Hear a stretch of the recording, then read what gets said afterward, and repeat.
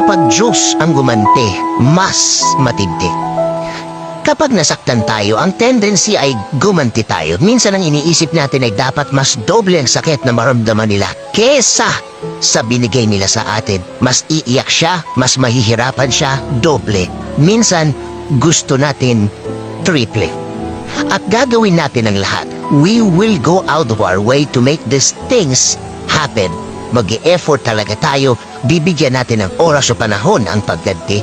Kailangan makapanakot din tayo. Kailangan maramdaman niya ang hagupit ng pagganti mo. Kailangan malaman niya kung sino ang kinalaban niya. At pagkatapos mong ginawa ang mga bagay nito, tanungin ang sarili mo, masaya ba ako? Ito ba talaga ang gusto kong mangyari?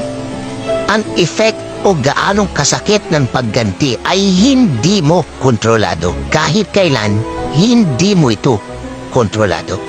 May masasaktan at masasaktan ka na walang kinalaman sa away o gusot nyo. In short, maraming madadamay, maraming maapektuhan. Again, hindi mo ito kontrolado, wala ito sa kakayahan mo bilang tao. Ang masakit dito, since nagbigay ka ng oras para gumanti, ikaw na ngayon ang nawala sa focus. Ikaw na ngayon ang nawala sa plano.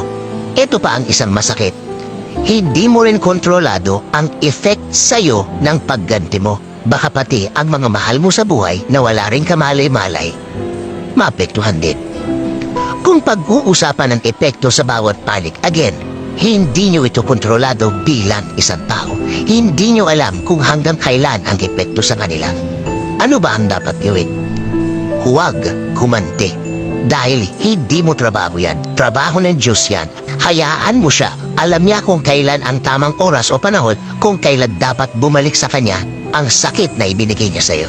Ibigay mo sa kanya yan dahil kapag ikaw ang gumawa pa niyan, sure akong baka sarili mo lang masaktan. Mawawala ka lang sa focus sa ginagawa mo. Hayaan mo lang sila. Alam na alam ng Diyos ang gagawin sa kanila. Ang galit, kahit kailan, walang gagawin sa buhay at katawan mo kundi sirain ito. Kahit kailan, hindi mabuti kung mananatili ito sa iyo.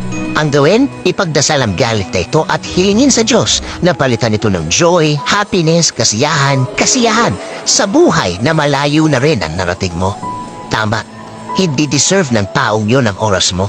Kahit konting minuto, hindi niya deserve ang attention mo. Mahalaga ang oras mo, ibigay ito sa tamang mga tao o bagay. Ibigay ito sa nakakaganda ng iyong buhay at relasyon sa pamilya mo at lalong-lalo na sa Diyos.